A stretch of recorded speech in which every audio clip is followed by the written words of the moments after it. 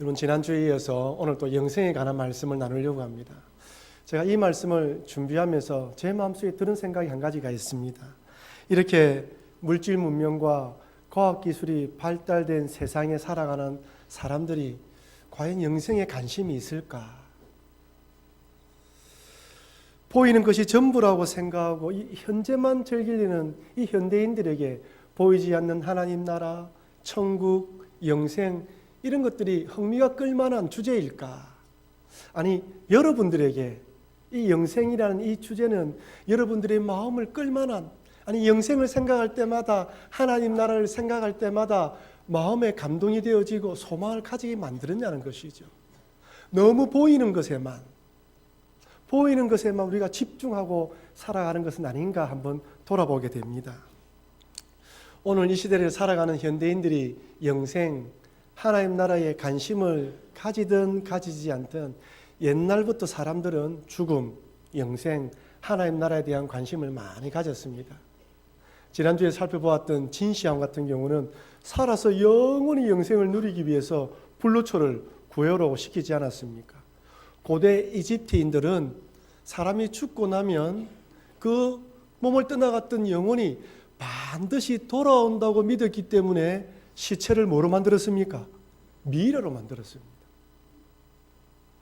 불교에서는 윤회설을 믿는데 이 땅에서 수행을 통하여 깨달음, 즉 부처와 같은 경지, 열반에 도달하지 못하면 다시 이 세상에 태어난다고 믿습니다.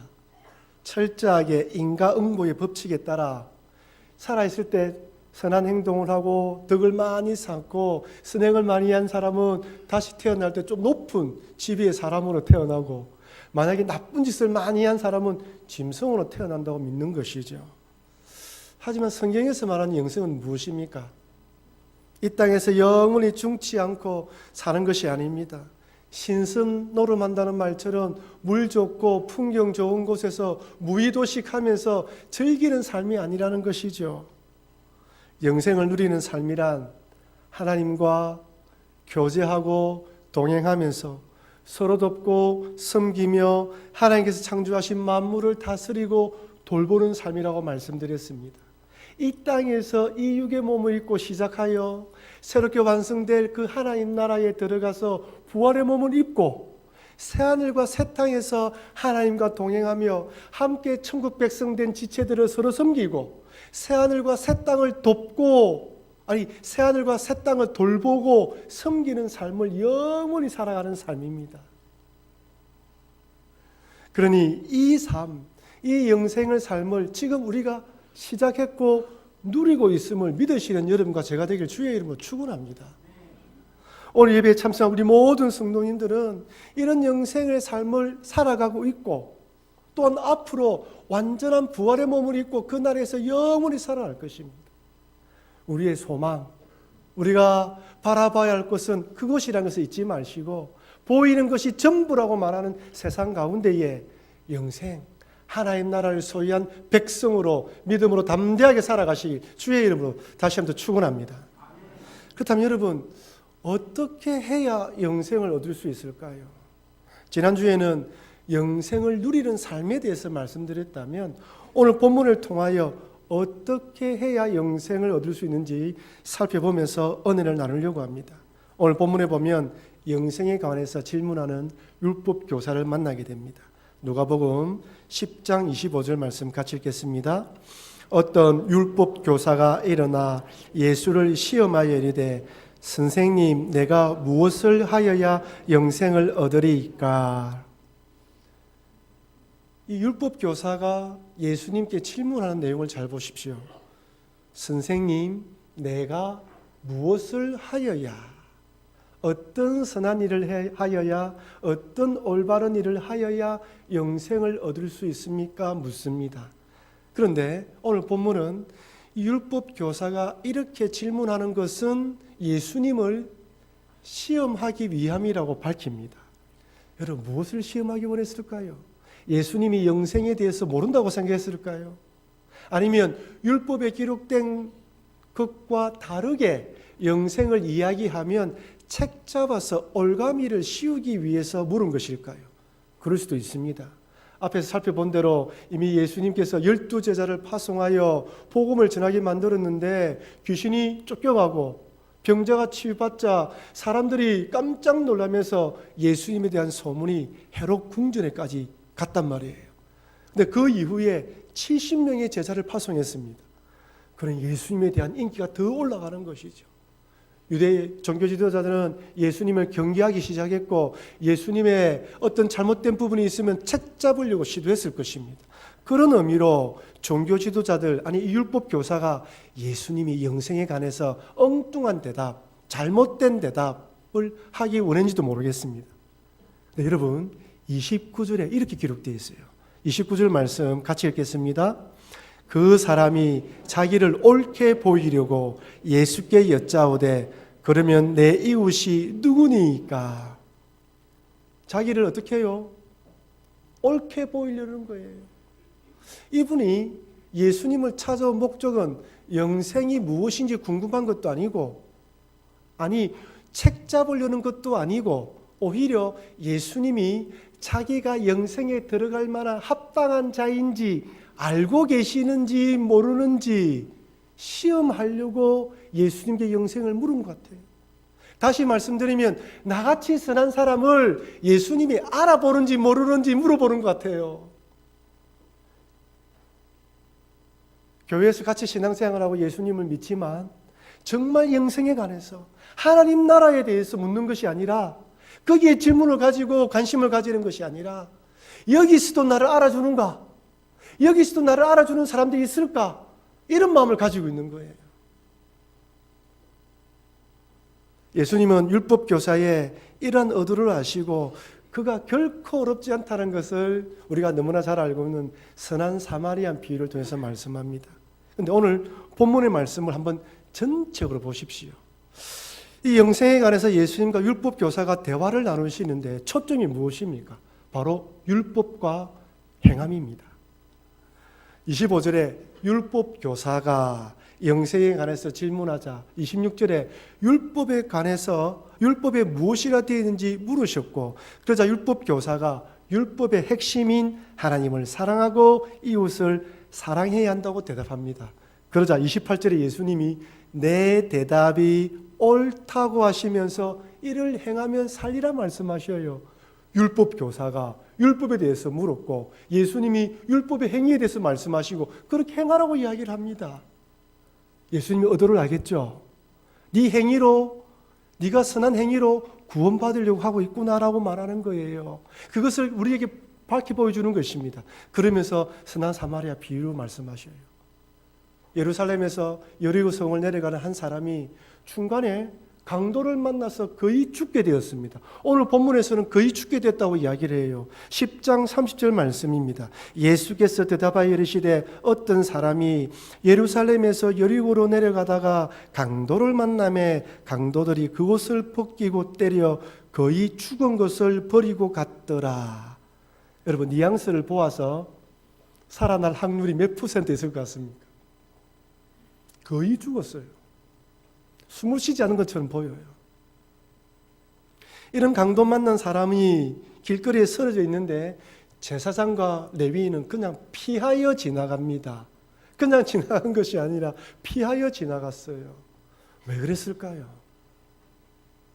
종교 지도자인데 도움이 필요하면 도와야 되지 않습니까? 두 가지 중에 한 가지로 생각할 수 있습니다. 첫째는 자기도 강도를 만날 수 있다는 두려움 때문에 피했을 수가 있어요. 지금 딱 그 사람 보았을 때 강도 만난 지 얼마 되지 않은 거예요. 강도가 그 자리에 머물 수 있을 거라 생각하고 자기도 모르게 빨리 피한 것이라 할 수 있습니다. 여러분 운전하시지 않습니까? 운전하시다 보면 이렇게 정면으로 차가 충돌할 경우 대부분의 사람들은 핸들을 왼쪽으로 꺾습니다. 왜? 자기도 모르게 자기를 방어하기 위해서 핸들을 꺾는 거예요. 그러면 조수석에 선 사람이 다치게 되어 있어요. 경호원이나 훈련받지 않은 사람들은 대부분 그렇게 한다는 것입니다. 사람은 본능적으로 자기의 안위를 먼저 생각하는 거예요. 그래서 이 제사장과 레위인도 그런 것이 아닌가 생각해 볼 수 있습니다. 두 번째는 종교적인 직무 때문에 시체를 만져 부정타지 않도록 하기 위함입니다. 오늘 본문에 거의 죽은 것이나 다름이 없죠. 아니, 이 사람은 죽은 것으로 판단한 거예요. 그래서 종교적 직무 때문에 그 만지지 않고 마을로 돌아가서 사람들에게 알려서 그 사람을 처리하도록 했을 수도 있습니다. 그러나 여러분, 어떤 변명을 한다 하더라도 죽은 사람, 아니 죽어가는 사람을 도와주지 않았다는 비난을 면할 수가 없어요. 근데 선한 사마리아는 어떻게 합니까? 이행 중에 있는 선한 사마리아인이 이렇게 합니다. 누가복음 10장 33절 말씀 같이 읽겠습니다. 어떤 사마리아 사람은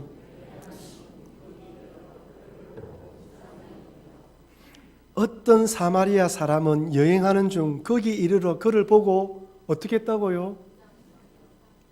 이 구절이 중요해요. 불쌍히 여겼다는 거예요. 죽어가는 자에 대한 불쌍히 여기는 마음. 율법교사, 너는 그런 마음이 없지 않느냐는 거예요. 여러분 아시다시피 유대인들은 사마리아 사람을 이방인처럼 취급하죠. 사마리아 사람들도 사실은 이방인처럼 취급하니까 유대인들을 좋아하지 않습니다. 오늘 강도 만난 사람이 예루살렘에서 여리고로 내려가는 것으로 보아 유대인으로 추정할 수 있다는 거예요. 그 사마리아 사람이 유대인이네, 우리를 싫어하는 사람이네, 그냥 스쳐 지나갈 수 있는데 민족적 편견을 뛰어넘어 도움이 필요한 자를 도왔습니다. 그에게 이웃은 누구입니까? 도움이 필요한 사람이에요. 그렇다면 여기에 등장하는 우리 제사장과 레위인은 누구를 가리킬까요? 예수님이 제사장과 레위인을 등장시킨 이유가 무엇입니까? 바로 율법 교사에게 말하는 거예요.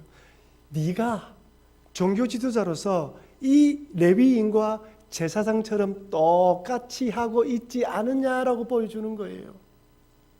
그 당시 종교 지도자들은 유대교의 종교적 테두리 안에서 이웃을 규정했습니다. 이런 테두리 안에서 이웃들에게는 도움을 나누어 주었어요. 하지만 이 종교 지도자들에게는 피 흘리며 거의 죽어가는 사람은 이웃이 아닙니다. 세리와 창녀는 이웃이 아니에요.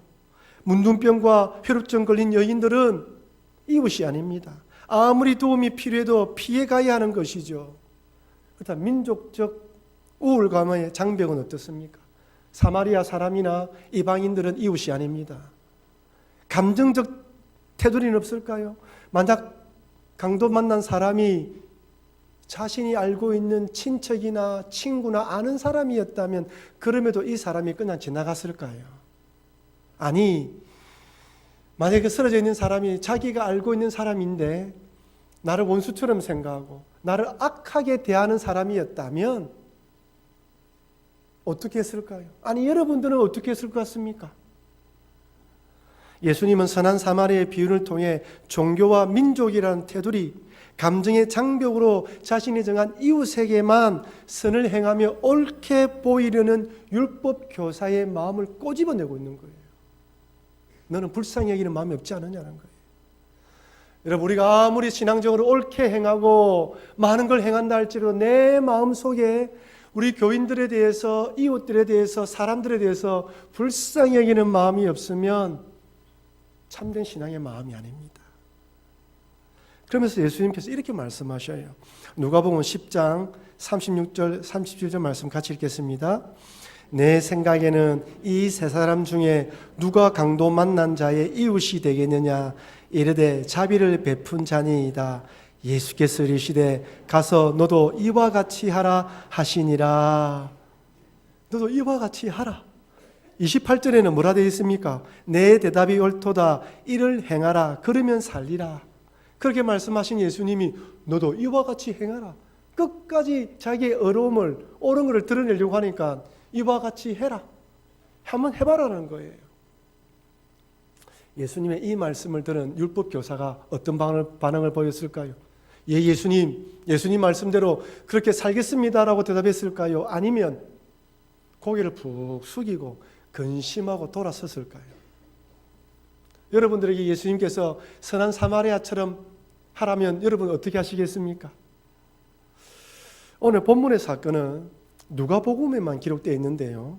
마태, 마가, 누가복음의 또 다른 곳에는 젊은 부자 청년이 예수님을 찾아와서 영생에 관해서 묻는 장면이 또 나옵니다. 마태복음 19장 16절 말씀 우리 같이 한번 읽어보겠습니다. 어떤 사람이 주께 와서 이르되 선생님이여 내가 무슨 선한 일을 하여야 영생을 얻으리이까? 율법교사는 무엇을 해야 영생을 얻겠습니까? 이 부자 청년은 어떻게 해요? 무슨 선한 일을 해야, 관심이 선한 일이에요. 어떤 행동이 있습니다. 마태복음에서는 이 어떤 사람이라고 되어 있는 이 사람이 나중에 청년이라고 밝혀요. 그리고 누가복음에서는 이 사람이 관리라고 되어 있습니다.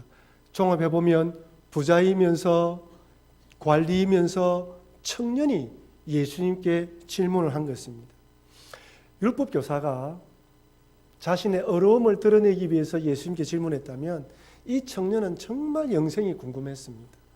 신앙에서 어떻게 하면 영생을 얻을 수 있을까 궁금한 것이죠. 나름대로 율법과 계명을 잘 지키며 살아봤지만 그럼에도 뭔가 2% 부족하다 느낀 거예요. 그래서 예수님을 찾아왔습니다. 그런데 이 청년의 관심도 선한 일이에요. 율법교사처럼 어떻게 선한 일, 좋은 일, 어려운 일을 하면 구원을 받을 수 있겠습니까? 라고 묻습니다. 그래서 예수님께서 또다시 10계명의 뒷부분 인간에 대한 계명을 설명해 주면서 이야기를 하셔요. 그래서 이 청년이 마태복음 19장 20절에서 이렇게 대답합니다. 한번 같이 읽어볼까요? 그 청년이 이르되 이 모든 것을 내가 지켰사온데 아직도 무엇이 부족하니까? 야, 대단하죠? 예수님 어릴 때부터 내가 다 지켰습니다. 내가 무엇이 부족합니까? 자기 나름대로 어릴 때부터 모든 걸 잘 지켰다는 거예요. 신앙이 정말 대단한 청년입니다. 젊은 나이에 관리가 되었고 돈도 많고 영생에도 관심이 있습니다. 오늘날 따지면요, 사시나 행시를 패스해서 고위 간지에 올랐는데 젊었을 뿐만 아니라 돈도 많고 신앙도 좋은 거예요. 쉽게 말하면 젊은 교회 오빠입니다. 잘 아시죠? 교회 오빠. 우리 결혼 전년기에 자녀를 둔 우리 집사님이나 근사님들에게 결혼 신랑감 1순위이죠. 신앙 좋죠. 집안 좋죠. 실력 있죠. 부족함이 없습니다. 그런데 이 청년이 뭔가 부족하다고 생각하고 나왔다는 거예요. 이 정도 신앙이 있다면 구원의 확신이 있어야죠. 이 정도로 믿음으로 신앙생활 열심히 했다면 구원의 확신이 있어야 되는 거 아닙니까? 왜 이렇게 부족하다고 생각한 것입니까? 이것이 바로 죄를 지은 인간의 한계입니다. 한계예요. 아무리 선한 일을 한다 할지라도, 아무리 착한 일을 한다 할지라도 내 마음속에 찾아오는 이 죄에 대한 불안함, 두려움. 여러분 잘 아시죠? 선한 일을 많이 한다고 죄가 없어지는 거 아니라는 것. 착한 일을 많이 한다고 그 잘못한 것에 대해서 마음이 편하지 않다는 거 다 알아요.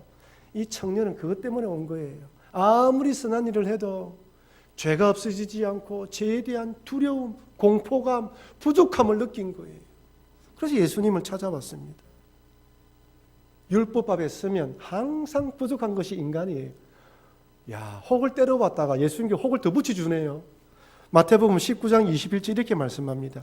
예수께서 이르시되 내가 온전하고자 할진대 가서 내 소유를 팔아 가난한 자들에게 주라. 그리하면 하늘에서 보화가 내게 있으리라. 그리고 와서 나를 따르라 하시니. 내 소유를 다 팔아라는 것입니다. 여기 보면 예수님이 내가 온전하고자, 즉 예수님은 이 청년이 자신의 행위로 온전하게 되려는 것을 알았어요. 네가 정말 온전하기를 원하느냐? 그러면 재산 다 팔아서 가난한 사람 주고 따르라고 이야기합니다. 만약 이 청년이 예, 예수님 다 팔겠습니다 하면 그 다음 예수님이 뭐라고 이야기했을 것 같습니까? 그 다음에는 네 생명을 내놓으라는 거예요. 재산 다 팔고 생명 다 팔더라도 네가 영생을 귀한 것으로 생각하느냐? 이 청년의 마음속에는 모든 걸 다 포기하면서까지 영생을 누릴 마음이 없었습니다.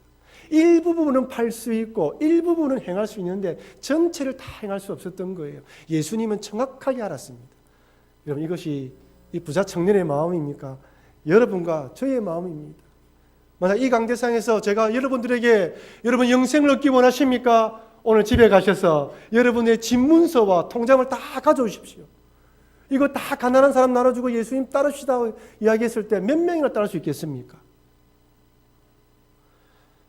예수님은 이 부자 청년에게 네 행위로는 절대로 할 수 없다는 걸 보여주는 거예요.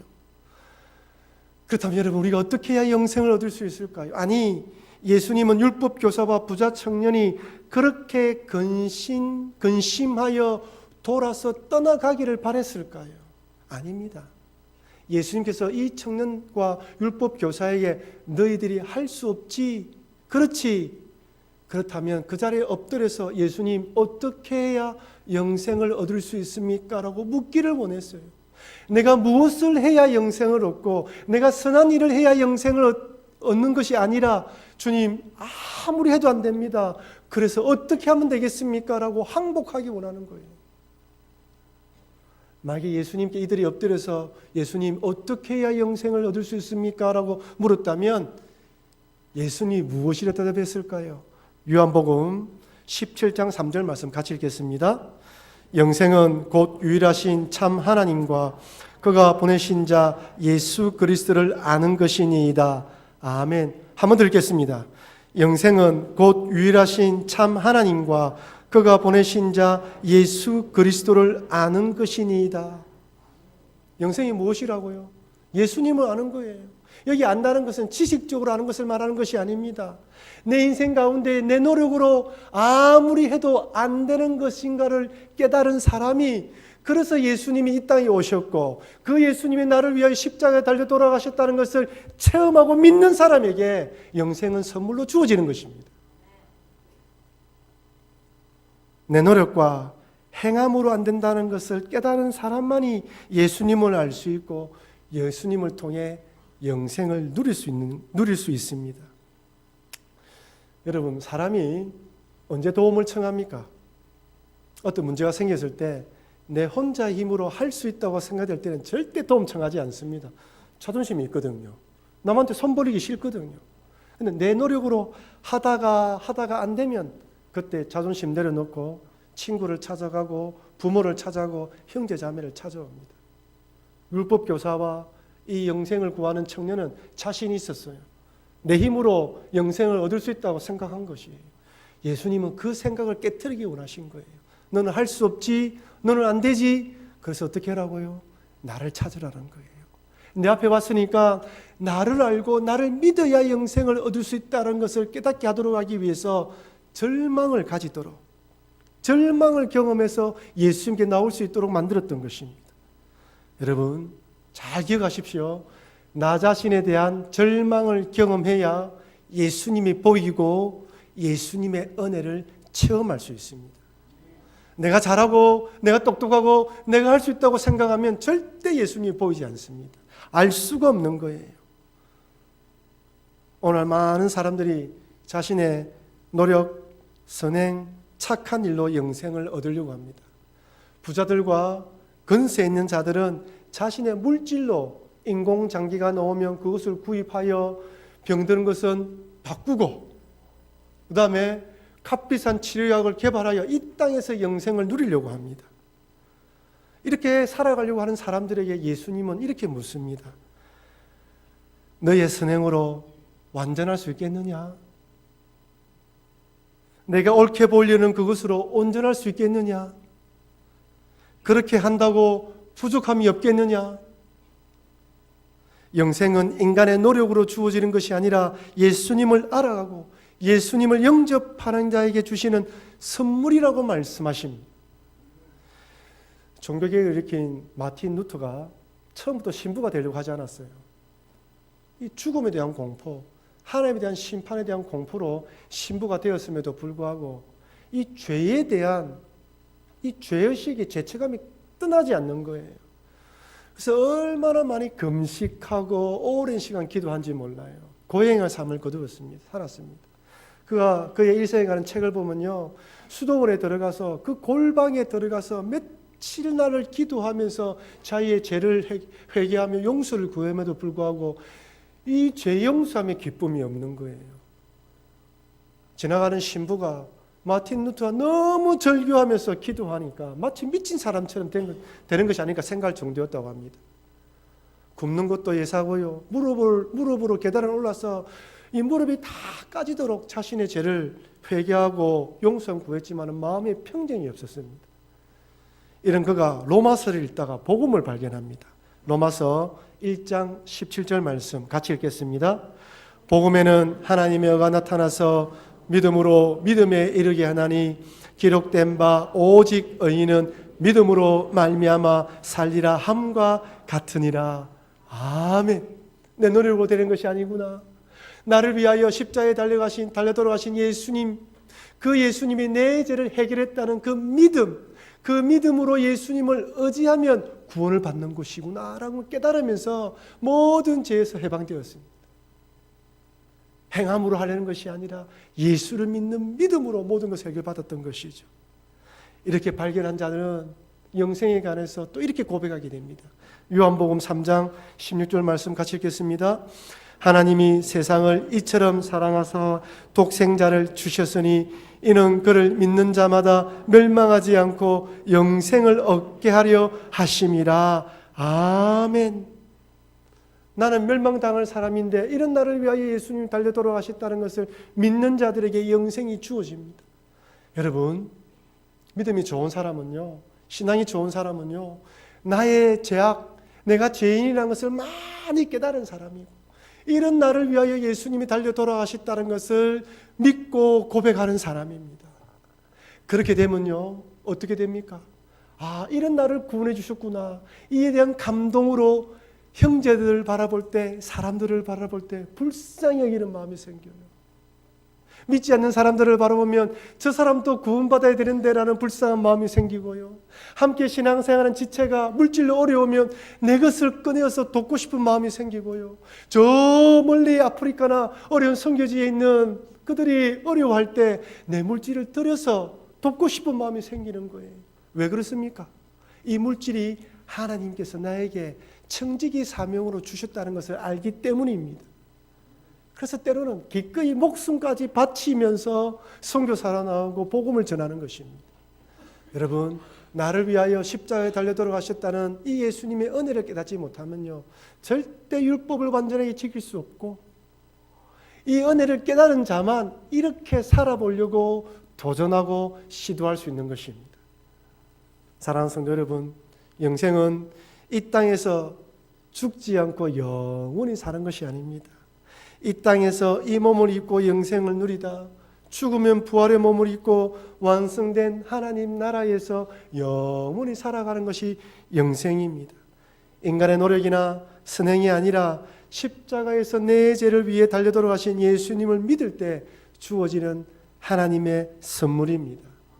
이 은혜를 깨달은 자, 이 은혜를 간직하고 감사하는 자, 이 은혜를 가진 자들은 오늘 본문의 율법 교사에게 이와 같이 행하라는 예수님의 말씀을 순종할 수 있고 내 재산을 팔아 구제하라는 말씀이 내게 감동이 되어질 때 기꺼이 포기하고 따라갈 수 있는 것입니다. 여러분, 우리는 지금 사순절 기간을 지내고 있습니다. 지난 3월 6일부터 주일을 뺀 40일 동안 예수님의 십자가 고난을 묵상하며 살아가는 기간입니다. 이 땅의 전 세계 기독교인들이 이 기간에 예수님의 십자가 고난을 기억하며 나의 신앙을 되돌아보고 나아가고 있습니다. 오늘 이 시간에 나를 위하여 영생의 귀한 선물을 주시기 위해 돌아가신 예수님, 그리고 이런 귀한 선물을 받았으니 앞으로 영생을 누리는 사람으로서 살아가기로 결단하시는 여러분과 제가 되길 주의 이름으로 축원합니다.